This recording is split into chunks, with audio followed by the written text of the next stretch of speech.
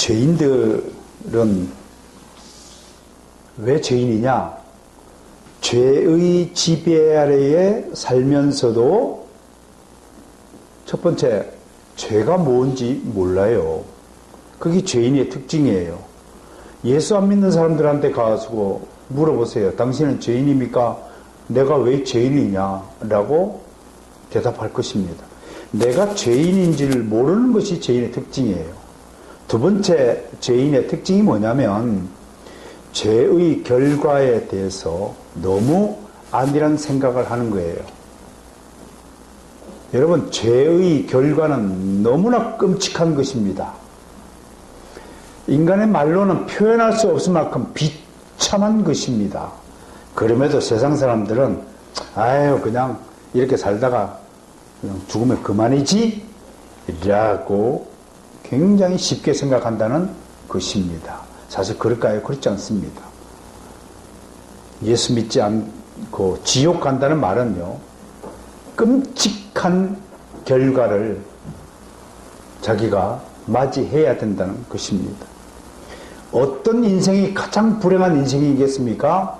그건 자신이 처한 현실을 망각하고 그저 주어진 생명 가지고 하루하루를 그냥 재밌고 편하고 행복하게 살겠다고 살아가는 하루살이 같은 인생들일 것입니다. 그 제일 불행한 것이겠죠. 사막을 막 차가 달려가요.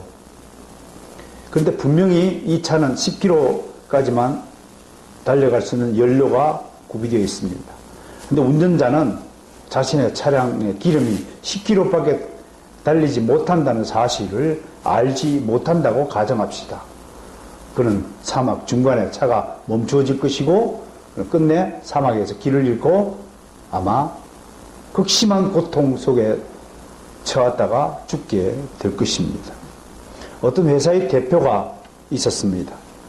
근데 아침에 회사에 출근하자마자 갑자기 은행으로부터 부도를 맞았습니다. 그건 한순간에 알거지가 되었습니다. 저는 사업하는 사람들, 수많은 사람들 중에서 사업이 부도가 나서 알거지가 된 사람들을 참 많이 만나 보았습니다. 경기도 하남시에 가면 사업을 하다가 한순간에 알거지가 된 사람들 가족들이 몰려와서 사는 강일동이라는 마을이 있습니다. 아이들을 보면 신발은 나이키인데 집은 완전히 한밭집에 들어가서 살고 있습니다. 어제까지만 해도 큰 아파트에서 고급차를, 승용차를 끌고 쇠고기를 쓸던 그 가족이 어느 아침에 알거지가 되었습니다.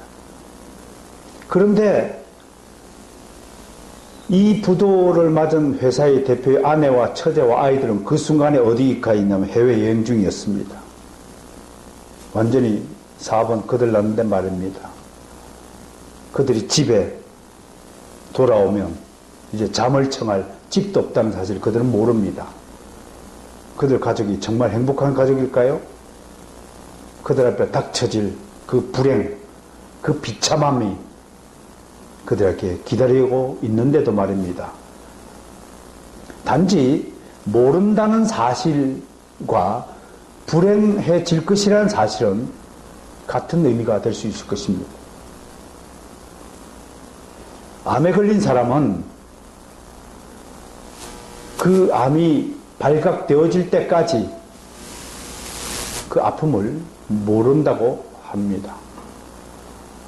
정작 인생에 있어서 정말 중요한 순간은 그 순간이 내게 닥쳐질 때까지는 내가 인식하지 못한다는 것이 불행이라는 사실을 여러분에게 말하고 있는 것입니다. 죄의 지배 아래에 산다는 것은 어쩌면 닥쳐올 부도의 순간을 맞이하는 것과 같은 이치일 것이라고 생각합니다. 죄라는 것은 우리 인생에 불행을 가져다 줍니다. 그런데 사람들은 이 불행의 원인을 자기 자신 안에서 찾지 않고 자꾸 외부에서 찾으려고 한다는 것이 문제인 것입니다. 불행의 원인이 죄의 지배에서 벗어나고자 묘책을 강구하는 것이 아니라 다른 것으로 불행을 막고 행복을 찾으려 한다는 것입니다. 많은 사람들은 내가 원하는 것을 가지면 그것이 행복이라고 생각합니다. 그래서 내가 원하는 것을 목표로 삼고 추구하는 것이 인생이라고 하는 것입니다. 죄인들은 자기 욕망을 가장 최우선적인 삶의 목표로 삼는다는 데에 특징이 있습니다. 그래서 자기가 생각하고 자기가 원하고 자기 마음이 이끄는 대로 끌려가는 것이 인생이라고 하는 것입니다. 그것을 가로막는 모든 시도와 행위들을 적대시합니다. 죄인들의 특징은 내 앞길을 가로막는 모든 것들은 다 적입니다. 그래서 하나님을 적대시합니다. 죄인들을 가장 최선두에 서서 가로막는 분이 바로 하나님이시기 때문인 것입니다. 그래서 하나님을 싫어하는 것입니다. 이 세상의 중심이 하나님이 아니라 나라고 생각하는 것입니다. 자기가 세상의 중심이라고 생각하는 것입니다. 이런 의미에서 죄란 하나님의 자리에 대신 자기를 갖다 놓은 자를 죄인이라고 말할 수 있을 것입니다. 하나님을 사랑하는 것이 아니라 자기를 사랑하는 자기 우상 숭배가 바로 죄라고 정의할 수 있을 것입니다. 김남준 목사님의 죄와 은혜의 지배라는 책을 읽다가 김남준 목사님이 죄에 대해서 이렇게 논하고 있었습니다. 소개하겠습니다. 우리는 흔히 죄라고 하면 구체적인 실행죄, 즉 남을 미워하고 시기하고 질투하는 등 마음의 죄와 도둑질하고 사기치고 강도하고 칼로 다른 사람을 찔러서 죽이는 이런 행동하는 죄, 이런 실행죄만 죄라고 생각하지만 그러나 성경은 죄의 본질을 실행죄에만 국한시키지 않고 하나님께 대한 인간의 옳지 않은 모든 태도를 죄라고 규정하고 있다. 이것은 한마디로 하나님 없이 살아가려는 인간 중심적인 세상이 목표하는 모든 것이 죄라는 것을 의미한다. 불신자는 이 죄의 지배 아래에 처한 사람들이다. 여기서 말하는 불신자는 사실상 거듭나지 못한 모든 사람을 일컫는다. 비록 그들이 교회 안에 있든 교회 밖에 있든 거듭나지 못한 사람을 말하는 것이다. 그가 기독교적인 문화와 종교적 환경 속에서 태어나고 살아가고 그리고 습관적으로 부모를 따라 주일마다 교회에 출석하고 입으로 기도와 찬송을 부르고 예배의 자리에 참석한다고 할지라도 실질적으로 거듭나지 아니한 모든 형식적인 교인들까지도 불신자에 포함된다. 누구든지 예수님을 믿고 거듭나기 전에는 모두 은혜가 아니라 죄의 지배 아래 사는 것이다. 그대로 읽어드렸습니다. 저는 이 김남준 목사님의 죄의 개념 정의에 동의합니다. 여러분, 불신자란 무엇이냐? 그가 주일에 교회에 오고 안 오고가 문제가 아니라 실질적으로 거듭나지 않았다면 그는 여전히 불신자에 불과하다고 하는 것입니다. 우리 주변에 많은 수많은 불신자들이 있습니다. 그들은 가끔 교회에 얼굴을 내밀기도 합니다. 여러분, 하나님은 불신자에게 은혜를 주시지 않습니다. 불신자의 기도는 들어주지 않습니다. 그게 중요한 겁니다. 불공평하다고요? 천만에요. 대한민국 국민이 아닌 사람에겐 대한민국의 법이 적용되지 않습니다. 마찬가지입니다.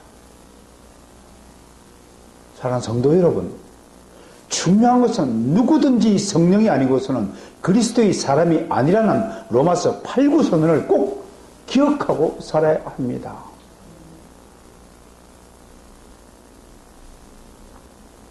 죄의 지배 아래 산다는 것은 죄라는 녀석을 주인으로 삼고 죄를 섬기고 산다는 것과 같은 뜻입니다. 죄를 섬기다 보면 그 결과는 뻔합니다. 인간은 멸망하는 것입니다.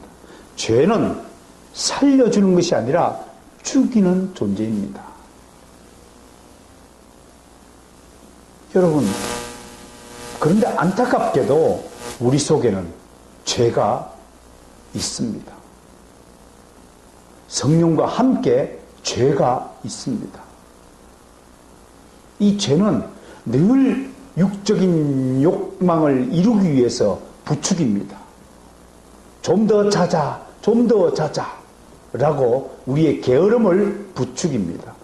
내일 하자, 다음에 하자, 모든 일을 지금 당장 하지 않고 미루도록 죄라는 녀석이 나를 지금도 부추깁니다. 이번 주는 몸이 아프니 주일 예배 빠지도 뜰다. 혹시 할머니가 안 돌아가시나 주일 예배 빠지게? 라고 나를 부추깁니다. 다 이번만 한잔 하지. 그렇게 나를 꼬드깁니다. 얼마나 멋집니까? 크리스탈 짱 땡땡 포도주 한잔 탁. 포도주는 예수님도 먹었으니까 나도 먹으면 되지. 미안하지만 예수님이 먹은 포도주와 당신이 먹는 그 포도주는 전혀 다른 종류의 것입니다. 예수님은 술을 드신 것이 아닙니다. 자신의 피를 마신 것입니다. 당신은 술을 먹은 것입니다. 합리하지 마세요, 제발. 그건 신앙이 아닙니다. 합리하면 안 됩니다. 아닌 것은 아닙니다. 긴 것이 긴 것입니다. 예스면 예스, 노면 노. 이게 신앙입니다. 죄라는 녀석이 부추긴 것에 내가 유혹에 걸려 넘어진 것입니다. 하나님, 저는 3초밖에 넘어지지 않았어요. 오늘 하루밖에 넘어지지 않았어요. 그러나 넘어진 것은 넘어진 것이에요. 거짓말 한 것은 한 번밖에 안 되지만 거짓말 한 것은 한 것이에요. 이것이 신앙이에요. 자기 자신을 인정하세요. 그게 죄의 꼬드김에 넘어간 것이란 말이에요. 근데 죄를 지으면 인간이 어떻게 됩니까? 위축됩니다. 나도 모르게 위축돼요. 마음이 쪼그라듭니다. 빛을 두려워하고. 그래서 죄인들이 좋아하는 것은 밤이 좋아. 토요일은 밤이 좋아. 이런 노래를 부르는 것입니다. 그리고 목사님들을 피해 다녀요. 죄를 지으면 저쪽에서 나는 봤어요. 근데 지도 봤어요. 근데 순간 사라져요. 죄를 지으면 목사님들을 두려워하게 돼 있어요. 하나님을 두려워하게 돼 있어요. 교회 다녔던 옛날에 만났던 교회 식구들을 만나기가 두려워해요. 피해 다니는 것입니다. 이런 인생이 자꾸 쌓이다 보면 자꾸 관계가 끊어지는 것입니다. 그 좋았던, 그 사랑했던 많은 교회 가족들이 내 인생에서 사라지는 것입니다. 내 인생에서 교회 가족들이 사라진다는 것은 하나님의 은혜가 점점 하나씩 떨어져 나간다는 것과 같은 이치입니다. 여러분들 계속 죄를 지어보세요. 여러분들 하나님의 싫어하는 일을 계속 해보세요. 자꾸 하나님의 사랑은 멀어져 갑니다. 좋았던 것들이 다 사라져 갑니다. 그걸 빨리 깨달아야 됩니다. 그리고 회개해야 합니다. 회개는 완전히 고쳐야 되는 것을 회개의 열매라고 하는 것입니다. 기존의 행동 방식을 완전히 뜯어 고치세요. 그래야 죄가 나한테서 떨어져 나가는 것입니다. 끊으세요. 술, 담배 끊으세요. 세상적인 거 다 끊으세요. 그게 회개입니다. 하나님이 그렇게 말씀하시는 거예요. 슈버, 돌아서라. 돌아서는 것, 그것이 회개입니다. 옛날 방식 그다 끊지 못하고 하면서 하나님의 이름을 부르면 자기 자신을 한번 생각해 보세요. 자기 자신이 떠오르지 않으면 다른 사람을 떠올려 보세요. 그렇게 행동하는 다른 사람을 당신이 어떻게 생각하고 있는가를 생각해 보시면 그렇게 하고 있는 나에 대해서 하나님이 어떻게 생각하시는 것을 금방 판단이 될 것입니다. 그렇다면 죄인이 이런 죽음과 불행과 비참한 상태에서 벗어나는 길은 무엇입니까? 그것은 오직 성령께서 내 안에 오시는 길밖에 없습니다. 성령으로 거듭나는 수밖에 없습니다. 성령으로 말미암아 모든 그리스도인들은 죄의 지배에서 벗어나서 은혜의 지배 아래 살게 된 것입니다. 여기서 중요한 것 기억해야 됩니다. 당신이 아직도 죄의 지배 아래 있는지 은혜의 지배 아래 있으면서 죄를 짓는지는 전혀 다른 차원입니다. 나는 우리 주 예수 그리스도 이름으로 선포합니다. 사랑하는 아리엘 가족 여러분 모두는 은혜의 지배 아래 있으면서 죄를 짓는 족속들이라고 생각하는 바입니다. 차원이 다른 겁니다. 감옥 안에서 죄수 생활을 하지 않는 것이라는 것을 분명히 나는 여러분에게 선포하고 믿으라고 말씀드리는 것입니다. 그 위대한 하나님의 은혜를 우리가 받았다는 사실을 기억하십시오. 잊지 마셔야 됩니다. 물에 빠져 있을 때 물에서 건져준 사람을 평생 잊지 않아야 되듯이 우리를 감옥에서 사형당하는 사형수라는 신분에서 벗어나게 해서 어렵다고 쳐주시고 우리를 자유롭게 만들어주신 하나님의 은혜를 잊어버리지 않는 것이 첫 번째 여러분들이 해야 될 일인 것입니다. 그리고 여러분들에게 이 좋은 교회와 최다 목사를 만나게 해준 하나님의 은혜를 기억하시길 바랍니다. 나는 여러분같이 좋은 성도를 만나게 해주신 하나님의 은혜에 저도 기억하고 감사하고 있는 중입니다. 어떻습니까? 기억하셔야 됩니다. 하나님의 은혜를. 그리고 그 기억이야말로 여러분들로 하여금 더 이상 죄의 유혹에 빠져들지 않도록 하는 방지책이 될 것입니다. 이런 일을 바로 누가 하시느냐? 성령께서 내게 오셔서 나를 위하여 하신 일인 것입니다. 이런 일들이 로마서 8장에 소개된 성령의 주요한 사역들입니다. 다시 한번 정리해보면 8장에 소개된 성령의 사역을 다시 한번 하나씩 정리해보면 이런 것입니다. 첫 번째 13절을 보세요. 13절 보니까 너희가 육신대로 살면 반드시 죽을 것이로되 영으로서 몸의 행실을 죽이면 살리니. 이걸 정리해보면 성령은 우리에게 생명을 주시는 분이십니다. 우리를 살리시는 분으로 성령을 소개하고 있습니다. 죽이는 것이 아니라 성령은 살린다고 말합니다. 이어서 14절에서 바울은 하나님의 영으로 인도함을 받는 사람이 곧 하나님의 아들이라고 하였습니다. 이것을 근거로 해석해보면 하나님의 아들은 하나님의 영원한 생명을 받은 사람을 하나님의 아들이라고 말하는 것입니다. 자, 여러분 안에 성령께서 오셔서 여러분 안에 무엇을 주셨냐면 영생이라는 칩을 딱 주셨습니다. 그 칩은 누구도 뺏어갈 수 없습니다. 하나님이 심겨준 그 영생의 칩을 받은 여러분들이야말로 이 지상 최고의 선물을 받은 것이라고 할 것입니다. 두 번째 15절 보세요.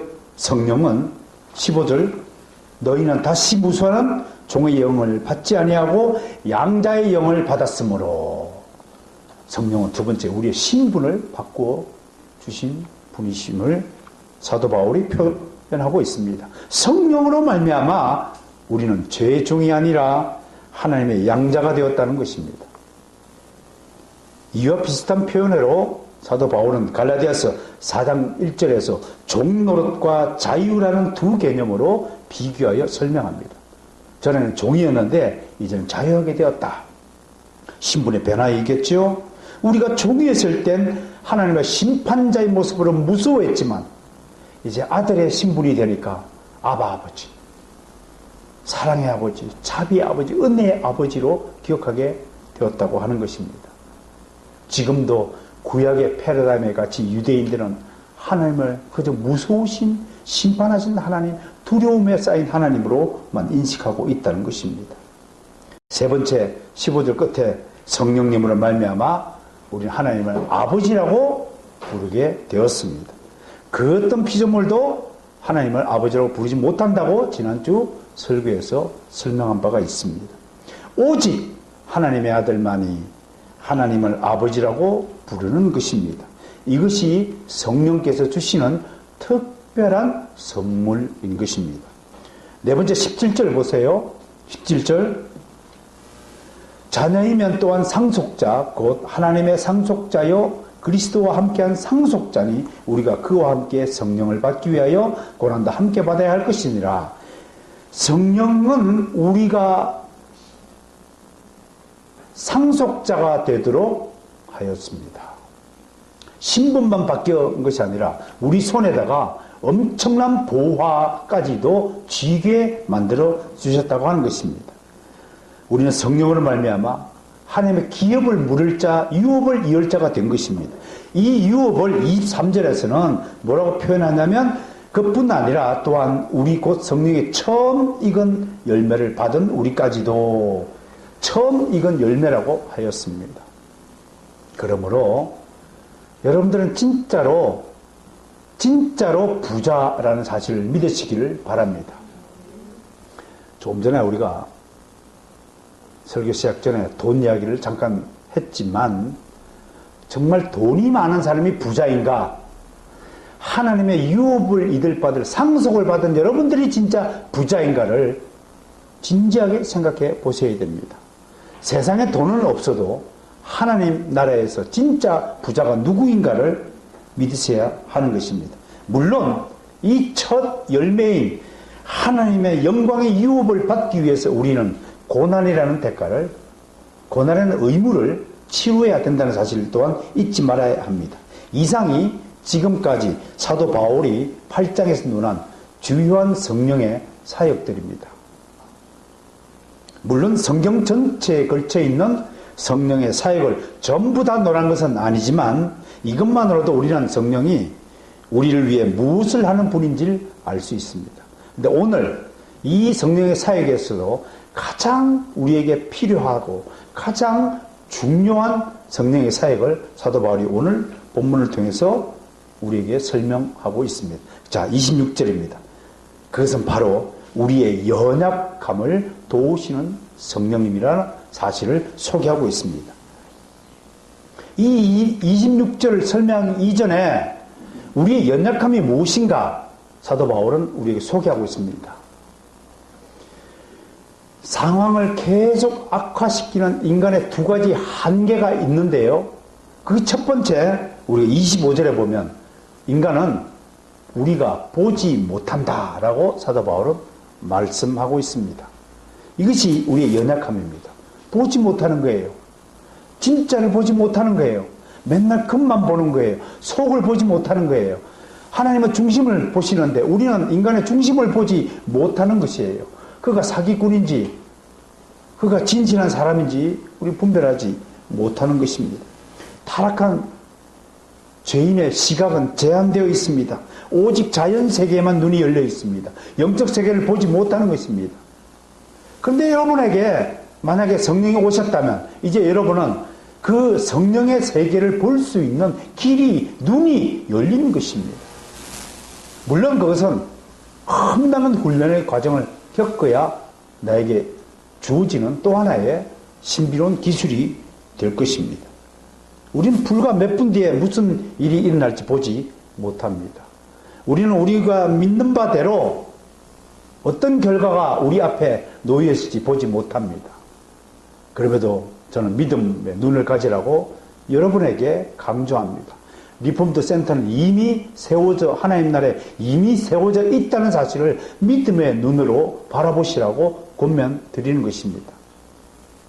바라는 것들이 실상이 보지 못하는 것들을 증거라고 믿음을 그렇게 규정하면서도, 입으로는 그렇게 말하면서도 정말 리폼드 센터가 세워졌을까라고 의심한다면 그건 믿음의 고백이 아니라고 하는 것입니다.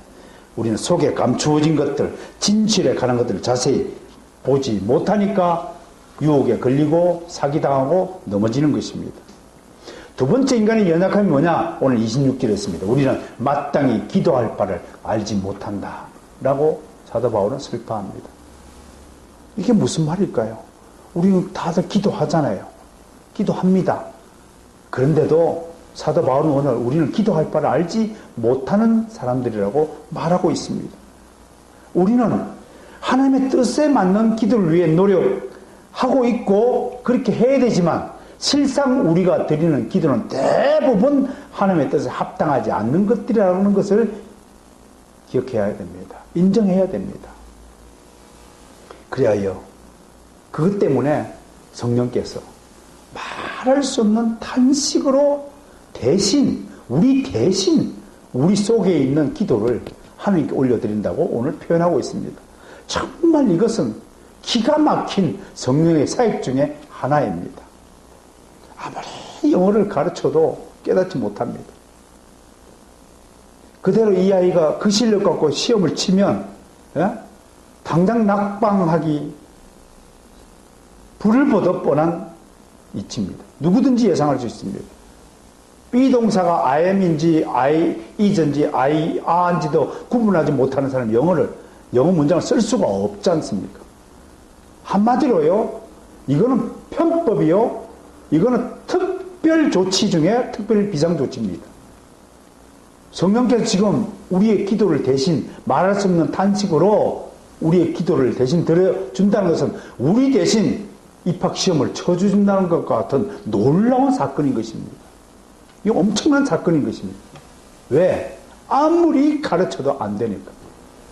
아무리 우리가 기도를 해도 성령이 보시기엔 그 기도는 하나님의 뜻에 맞는 기도가 아니기 때문에 그렇게 하신다고 말하는 것입니다. 이 사실 기억해야 됩니다. 얼마나 성령께서 단식하시냐면요, 이 단식하다는 단어가 원래 이 스테나조라는 단어에서 나온 것인데요, 이 스테나조는 깊이 신음하다, 시름시름 앓는다 이런 뜻입니다. 얼마나 우리 기도를 들어보시니까 형편없고 이게 말도 안 되는 소리이고 얼마나 하나님의 뜻에 어긋나는 기도를 드리면 정말 신음하는 소리로 성령께서 그럼 내가 대신 해줄게 라고 하고 있다는 사실을 지금 말하고 있는 것입니다. 하나님이 우리의 기도를 들으시는 것은 바로 이러한 성령의 놀라운 신음 소리와 함께 들어지는 이 기도를 하나님은 들어주시는 것입니다. 나의 기도를 듣는 것이 아니라 나의 기도를 대신해 드리는 성령의 기도를 들으신다고 하는 것입니다. 27절 보세요. 하나님은 성령의 생각을 아신다라고 되어 있잖아요. 나의 생각을 아시는 것이 아니라 성령의 생각을 아신다고 되어 있습니다. 오직 성령만이 하나님의 뜻이 무엇인지를 압니다. 물론 하나님은 우리의 작은 신음소리까지도 외면하지 않고 다 들어주시고 응답해 주십니다. 그러나 모든 기도와 모든 간구가 하나님의 뜻에 합당한 것은 아닙니다. 나의 기도가 하나님의 뜻에 합당하여서 나의 기도를 들어주시는 것이 아니라고 지금 여러분에게 말씀하고 있는 것입니다. 자식이라고 해서 부모의 뜻을 다 존중하고 따르는 것이 아닙니다. 우리 기도가 그렇습니다. 우리 자신을 위해서 기도하죠. 마태복음 6장 33절 먼저 그의 나라와 그의 의를 위하여 기도하라. 그렇게 가르치셨습니다. 정말 여러분들은 하나님 나라를 위하여 기도합니까? 하나님의 의를 위하여 기도합니까? 나에게 필요한 것을 간구하는 것이 먼저가 아니겠습니까? 솔직해집시다. 하나님 앞에서 진솔해집시다. 그런 나의 기도를 들으시는 성령께서 말할 수 없는 탄식으로 안타까운 마음, 가지고 계시다는 사실을 기억해야 됩니다. 여러분, 특별한 경우엔 내가 죽어야 하나님 나라가 건설될 때가 있다고 가정해 봅시다. 그럼 하나님의 뜻은 무엇입니까? 내가 순교하는 것이 하나님의 뜻입니다. 그런데 나는 죽기 싫어서 도망칠 것입니다. 내가 죽음을 맞이하지 않게 해달라고 기도할 것입니다. 그렇다면 그 기도는 하나님의 뜻에 역행하는 것이겠죠. 요나처럼요. 니네에 가서 복음을 전파하라. 싫어요. 도망갔습니다. 다시스로 가는 배를 탔다가 결국은 풍랑을 맞아서 배가 난파되고 요나는 고래배 속으로 들어가게 되어지지 않았습니까? 실제로 고래배 속에 들어갔으면 들어갔다고 믿으세요. 들어갔니? 안 들어갔니? 그 성경 구절이 말하는 그 의미는 고래배 속에 진짜 들어갔다 안 왔다가 중요한 것이 아니라 하나님의 뜻에 역행하는 행동을 했을 때 우리가 어떤 심판을 만든지를 가르쳐주기 위해서 하나님이 그런 교훈적인 이야기를 우리에게 주신 것이 아니겠습니까? 한 사람의 순교가 필요한 일이라면 하나님은 그 일을 당신의 뜻으로 세우시고 실행하십니다. 물론 그것이 당사자에겐 당장은 억울하고 불행한 일처럼 보이기도 할 것입니다. 그러나 궁극적으로 하나님 나라에 다 필요한 일이고 하나님 나라에 유익한 일이 된다는 사실을 믿음으로 수용해 주셔야 될 것입니다. 하나님의 뜻이 잘못된 경우는 없습니다. 우리가 얼마나 잘못된 기도를 드리는 존재인지 찰스 스윈들 목사가 소개하는 하나의 예와 이야기를 여러분에게 소개하겠습니다. 이 이야기는 실제로 미국의 TV 드라마의 한 부분이에요. 트와일라이트. 우리말로 하면 황혼의 시대, 이런 그 트와일라이트 존이라는 이름의 타이틀 드라마 내용입니다. 한 골동품상이 겉으로는 아무 볼품없는 병이 하나 있었는데 갑자기 그 병 안에 진이라는 요정이 살고 있다는 것을 발견했어요. 그래서 진이가 안에서 나 좀 꺼내주면 당신 소원을 다 들어주겠다 약속을 하고 진이를 병으로 꺼내줬어요. 그래서 이에 대한 보답으로 진이가 그 골동품상 남자에게 4가지 소원을 말하면 내가 들어주겠다 그랬어요. 그런데 엉뚱하게도 첫 번째 소원은 진이 말이 거짓말인지 참인지를 구별하기 위해서 실험을 하다가 하나 소원을 놓쳐버렸어요. 실험을 해보니까 진짜로 소원이 이루어지네? 그 두 번째 소원부터는 이제 제대로 생각을 하고 제일 먼저 뭘 요구했겠습니까, 여러분은? 돈이죠, 돈. 아까 돈 얘기했잖아요. 우리는 돈의 노예입니다. 머릿속에 온통 돈이잖아요. 100만 달러만 달라고 했더니 뚝하니 100만 달러가 생긴 거예요. 너무 기분 좋은 골동무삼이 그 돈을 가지고 친구들 다 불러갖고 막 나눠줬어요. 막 한 6만 달러를 팁으로 막 주고 막 줬어요. 그 다음날 이틀 뒤에 뭐가 날아왔겠어요? 미국에는 세금 이게 굉장히 무섭습니다. 세금 고지서가 날아왔어요. 불로소득에 대한 세금 고지서가 날아보니까 다 나눠주니까 딱 5달러가 남는 거예요. 드라마 얘기예요. 그래서 그는 이제 세 번째 소원을 빌게 되었습니다. 그는 선거에 의해서 쫓겨나지 않는 무소불위의 권력자가 되게 해달라고 기도했더니요. 갑자기 뿅 하고 뭘로 변했어요? 갑자기 열렬한 나치 여들에게 히틀러 왔나 코스염을 단 남자로 변해 있더랍니다. 그는 암살 음모에 시달리는 밤마다 악몽을 꾸는 불행한 권력자의 모습이 되어서 소스라치게 놀라서 마지막 소원을 예전의 모습대로 되돌리게 해달라고 하고 원래로 돌아왔다는 그런 내용입니다. 여러분, 일시적으로 부와 권력을 소유했던 그 골동품상 남자는 이 경험을 통해서 소중한 지혜를 깨달았다고 하는 것이 드라마의 목적입니다. 소원을 무조건적으로 들어주는 것이 결코 나에게 유익한 것이 아니라는 교훈을 얻은 것입니다. 그리고 소원, 즉 내가 여러분들에게 말씀드린 기도에도 분별력 있는 기도가 필요하다는 것을 깨달아야 할 것입니다. 그리고 세밀하고 구체적인 계획 없이 부와 권력을 탐하면 그것 자체가 지옥이 될 수 있다는 교훈이 이 드라마 이야기에 담겨 있습니다. 다행히 우리는 악한 진이 같은 하나님을 섬기지 않으며 감사해야 됩니다. 하나님은 우리의 소원을 무조건적으로 들어주신 분이 아니십니다. 우리는 근시안적인 시각으로 보지 못하는 눈으로 들었던 수많은 기도를 모두 하나님이 들어주지 않은 것에 감사해야 합니다. 우리 기도가 응답되지 않은 것에 감사할 수 있어야 합니다. 만약에 내가 드린 모든 기도가 응답되었다면 나는 지금 이 지구상에 존재치 않아야 할 것입니다. 하나님 뜻에 합당치 않은 기도는 응답되지 않습니다. 않아야 합니다. 그럼에도 불구하고 지금도 당신은 복권에 당첨되기를 소망할 것입니다.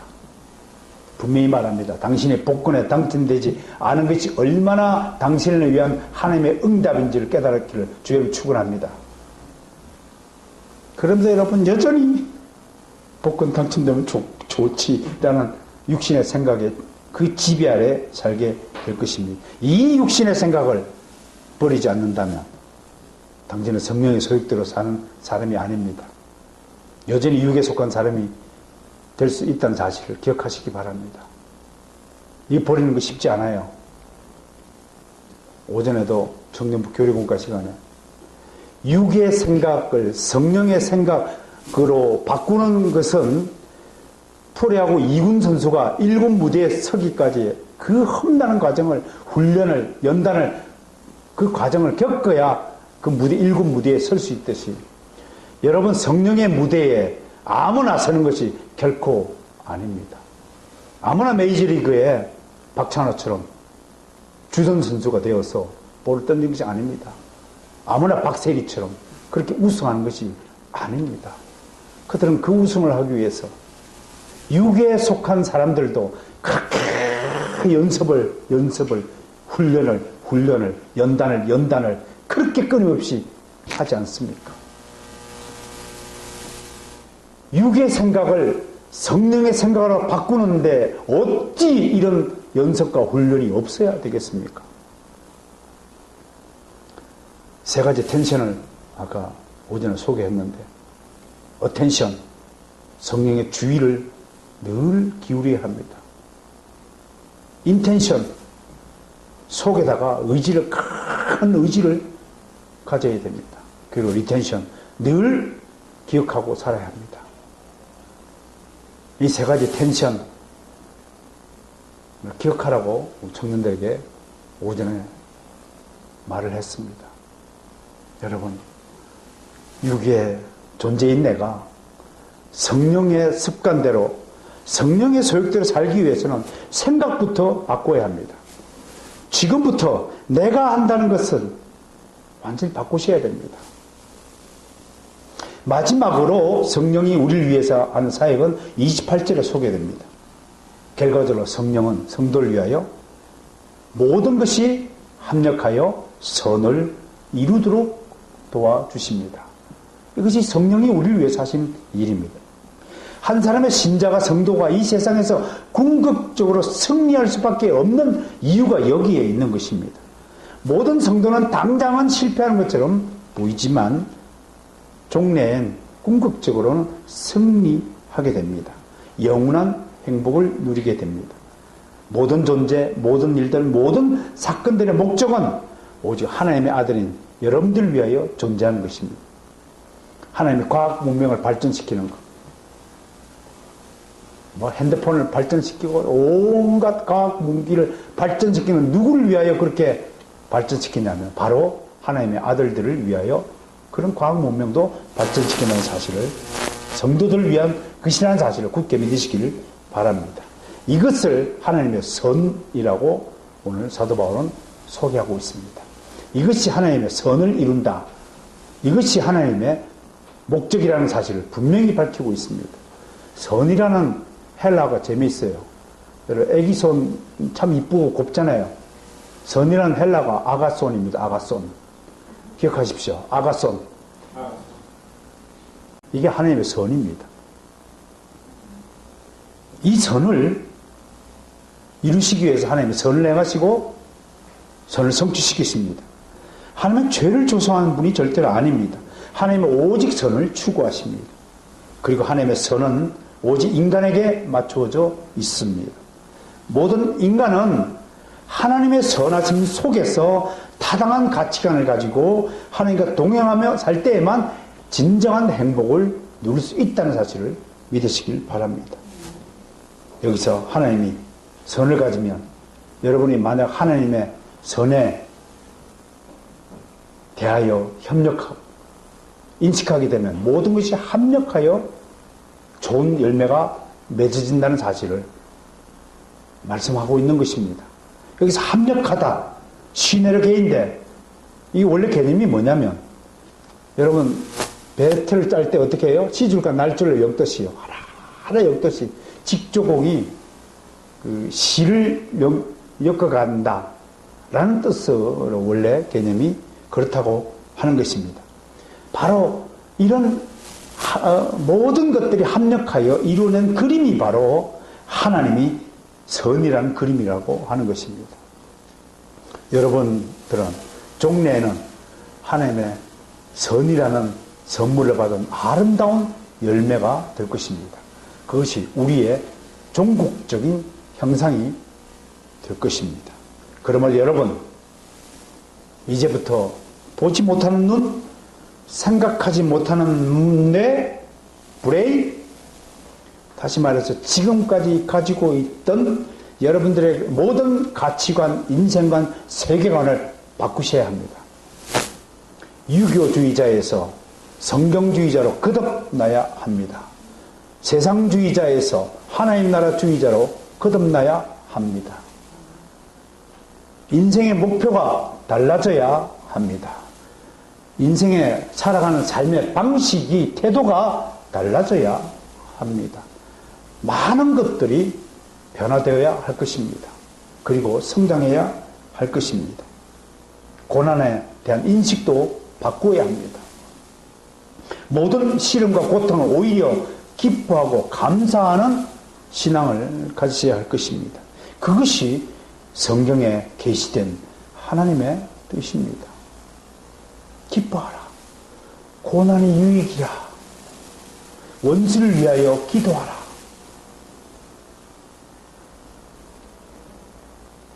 거룩해져야 하지만 거룩해지기 위해서 우리는 고난이라는 아픔을 또한 적극적으로 수용할 수 있어야 합니다. 이 고차원적인 신앙이 바로 기독교적 신앙입니다. 우상숭배적 신앙이 아닙니다.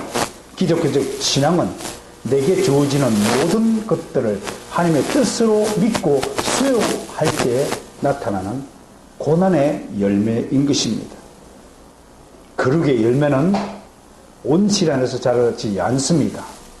여러분 생각해 보세요. 성경에 등장하는 모든 영웅들, 믿음의 영웅들은 한결같이 고난을 다 겪었습니다. 광야 학교를 한결같이 다 다녔습니다. 광야 학교를 졸업하지 않는 사람은 하나님 나라의 일꾼으로 쓰임받지 않습니다. 모세는 무려 40년간 미디안 광야에서 훈련받고 연단받았습니다. 이스라엘 백성은 430년간 애굽의 노예로 살았습니다.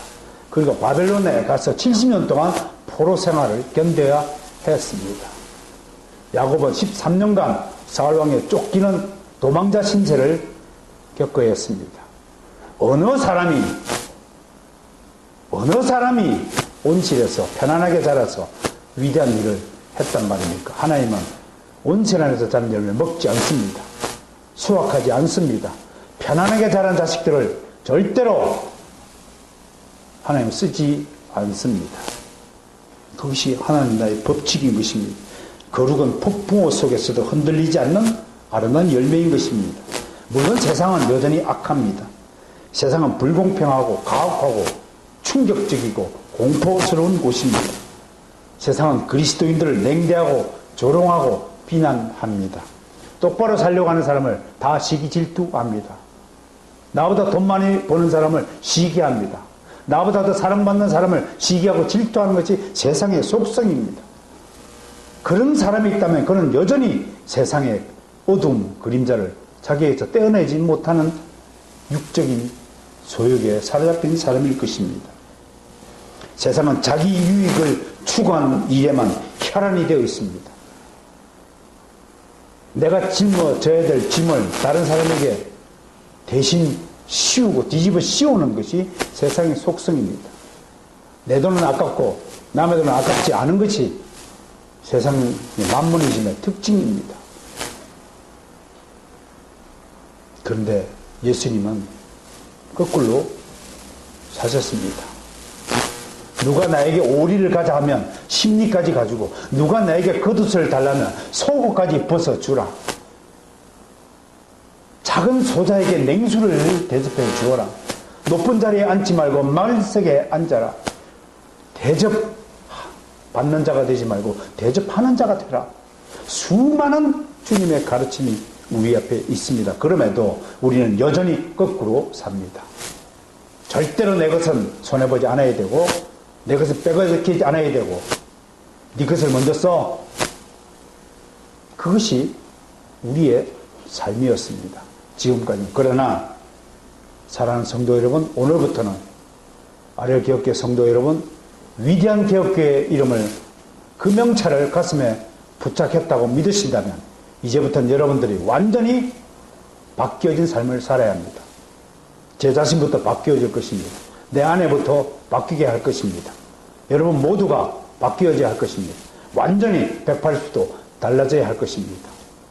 이 위대한 오늘 이 하나님의 설교를 들으시고 말씀을 들으시고 여러분 하나님의 약속을 굳게 믿으시고 완전히 뜯어고치시길 바랍니다. 그래야 해서 정말로 성령의 소욕에 이끌려 살아가는 멋지고 아름다운 예수쟁이가 되도록 주님 축원합니다.